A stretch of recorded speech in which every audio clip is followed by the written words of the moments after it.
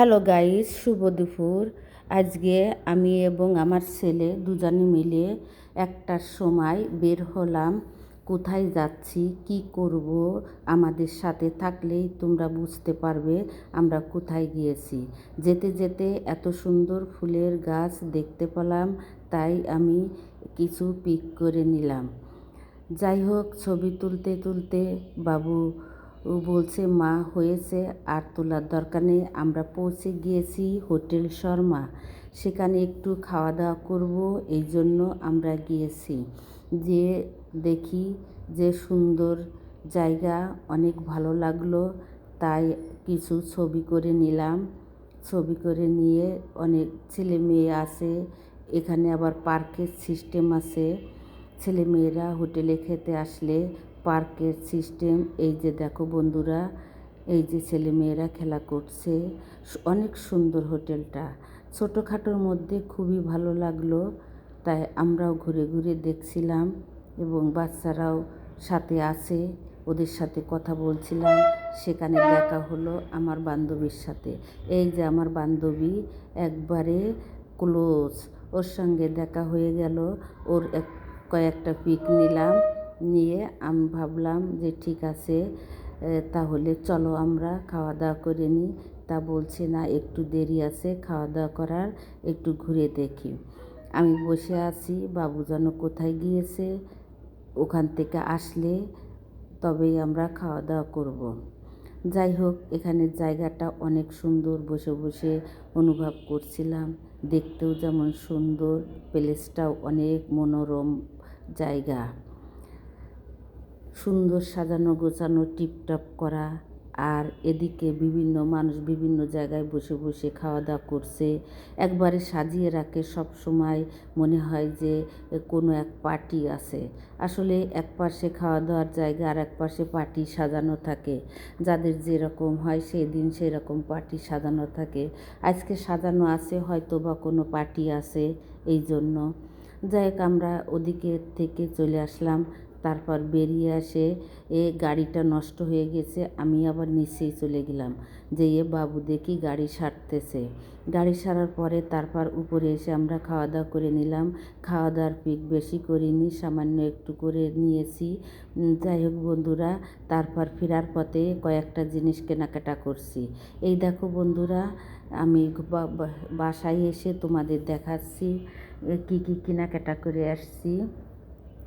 এই সংসারের নিত্য প্রয়োজনীয় জিনিস। দেখো, আমি আবার বিভিন্ন রকমের রঙের জিনিসপত্র কিনে ঘর বোঝাই করি না।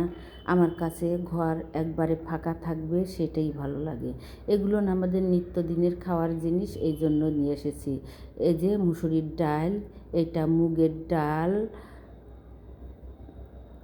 বুট, ছোলা বুট, এইটা মাসকলাইর ডাল। আর নিয়ে এসেছি এই যে দেখো ধনিয়া গুঁড়া। আর নিয়ে এসেছি এই যে অল্প পরিমাণ এলাচ, দারচিনি, লবঙ্গ। আর এই যে ডাল বড়ি, অনেক প্রিয়। এইগুলি কেউ ঘুরতে গেলে কিনে নিয়ে আসে, কিন্তু আমি পেয়েছি, আমি ঘুরতে যেয়ে কিনে নিয়ে এসেছি। বাসায় এসেছি, এরপর রেখা আসলো, রেখা কাজকর্ম শুরু করে দিয়েছে। তাই ভাবলাম যে আজকের ভিডিওটা রেখার দিয়ে শুরু করি। আমি এবং রেখা দুজনে মিলে কাজ করি। রেখা যখন কাজ করতে আসে তখন আমি বসে থাকি না, রেখার সাথে সাথে কাজ করি। কারণ আমি যদি বসে থাকি, রেখাও বসে থাকবে, কিংবা কাজে অলসতা দেখাবে। এই জন্য দুইজনে গল্প করি আর কাজকর্ম করি। প্রত্যেক দিন ও কাজকর্ম করে এবং প্রত্যেক দিন ওকে আমি সুন্দর করে একটা দুধ চা বানিয়ে দিই এবং 2-3টা বিস্কিট, যা লাগে টোস্ট, বিস্কিট, যেদিন যেরকম সেদিন তাকে আমি খাবার দিই। যাই হোক, ও ওইটা খুবই পছন্দ করে দুধ চা খেতে, তাই আমিও ওর জন্য সব কিছু গুছিয়ে রাখি, আসলে ওকে দুধ চা বানিয়ে দিই। দেখো বন্ধুরা, রেখা না থাকলে আমি কি চলতে পারি? রেখা সমস্ত কাজগুলো যে সুন্দরভাবে করে, ও ছাড়া আমি একবারে অচল। কারণ এইভাবে ঘর মোছা আমার পক্ষে আর সম্ভব না, তাই আমি আর ঘর মুছি না। আমি বাবুর টেবিলটা পরিষ্কার করলাম। বাবুর কম্পিউটার টেবিল, পড়ার টেবিল আমি সুন্দর করে মুছে পরিষ্কার করছি। ও রেখা অন্যান্য কাজ করছে আর আমি এই কাজগুলো দেখছি। দেখো বাবু ঘরে নেই, ও একটা হেলমেট নিয়ে গেছে আর এই হেলমেটটা রেখে গিয়েছে।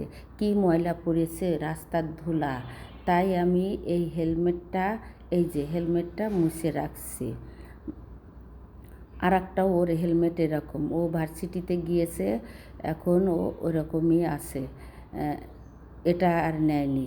আর কম্পিউটার দেখো আগলা করে রেখে দেয় সবসময়, কাচের বডি, পিসিটা, এই যে দরজাটা যদি দিয়ে রাখে তাহলে ভিতরে ময়লা কম পড়ে, তা দিবে না, সব সময় খুলে রাখবে। ও তা বাবু বলছে, মা যখন আমি কম্পিউটার চালাই এইটা খুলে রাখলে গরম হয় না, এই যে ফ্যান আছে, ফ্যানের বাতাসে এটা খুব সুন্দর ঠান্ডা থাকে।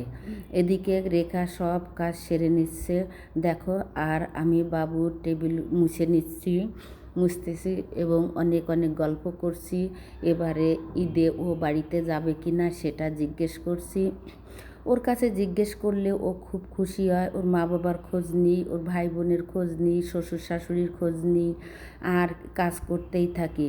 কাজ একসাথে ও এক মনে হয়ে কাজ করলে ওর বোরিং লাগবে, এই জন্য আমি ওর সাথে গল্প করি আর আমিও কাজ করি। কাজ করতে করতে যখন ও একবারে একটু ক্লান্ত হয়ে যায় তখন আমি বলি, তুই একটু রেস্ট নিয়ে নে, তারপরে আবার কাজ করিস। দেখো বন্ধুরা, বাবুর রুমটা আমি শুধু টেবিলটা পরিষ্কার করেছি, করে গুছিয়ে রেখেছি, আর বিছনাটা ধরিনি, আছে ওদিকে। আবার আর একদিন আলমারিটা আর একদিন ধরবো, সেদিন ভালো করে পরিষ্কার করব। আমিও প্রতিদিন একটু একটু করে কাজ করি, বেশি একসাথে লোড নিই না, কারণ লোড নিলে শরীরের জন্য কষ্টকর হয়ে যায়, এই জন্য অল্প অল্প করে করি। আজকে টেবিলটা পরিষ্কার করলাম, আর এই যে ল্যাপটপ, কম্পিউটার, মনিটর, উপরের তাক, র্যাক এবং ডেস্ক সেট, এই যে ড্রয়ার, এগুলো আমি পরিষ্কার করে নিলাম। নিয়ে আজকে বাবু বাসায় এসে খুশি হয়ে যাবে, তার এই জায়গাটা আমি সুন্দর করে গুছিয়ে নিয়েছি। যাই হোক, গুছিয়ে নিয়েছি। এখন রেখারও কাজ শেষ হয়ে এসেছে। রেখা বলছে যে আজকে আমি সকাল সকাল একটু চলে যাব, বেশিক্ষণ থাকবো না, কারণ ওর বাসায় নাকি ওর শ্বশুর এসেছে। তাই ওর শ্বশুরের জন্য আমি কাঁচা মাছ, তারপরে তরকারি, পেঁয়াজ, রসুন, তারপর হচ্ছে এমনি তরকারি রান্না ছিল, সেটা আমি দিয়ে দিলাম, নিয়ে যা তোর শ্বশুরকে রান্না করে দিস, আর এই যে আমার যে রান্নার তরকারি এটা তোরা খাস। তাই সব সময় আমি ওকে হেল্প করার চেষ্টা করি, যতদূর পারি ততদূর হেল্প করি। যার যেমন সামর্থ্য সে সেরকম মানুষকে হেল্প করবে, আর ওকে হেল্প একটু করলেও অনেক খুশি হয়ে যায়।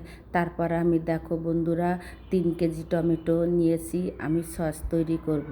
টেবিল মুছে এসে আমি টমেটোগুলো ধুয়ে পরিষ্কার করে নিয়েছি, এরপর কেটে আমি জাল দিয়ে নিব। এটা আমি অন্য আর একদিন দেখাবো। আজকে এইটুকুই থাক। আর রেখারও কাজ শেষ হয়ে এসেছে, রেখা চলে যাবে। আজকের মতো রাখছি আমার ভিডিওটি, আবার দেখা হবে অন্য কোনো ভিডিও।